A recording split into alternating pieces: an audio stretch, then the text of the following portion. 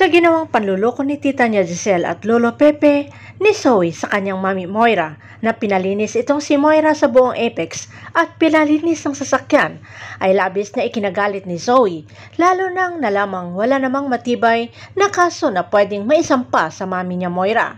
Kaya sinugod ni Zoe ang lolo niya Pepe hanggang sa magtalo ang dalawa, Zoe at Don Pepe. Sa ginawang pagsagot-sagot ni Zoe sa kanyang lolo, lalo na't sinabi ni Don Pepe na demonyo ang mami ni Zoe, ay sinabihan ang lolo na mas ni demonyo pa ito sa kanyang mami. At nagresulta ang sagutan nila sa labis na galit ng Don at sinampal si Zoe at kine-question kung talagang tunay niya itong apo. Nagpaawa effect naman si Zoe sa kanyang tatay RJ at sinumbong ang ginagawa nila ni tita niya Giselle at lolo niya Pepe.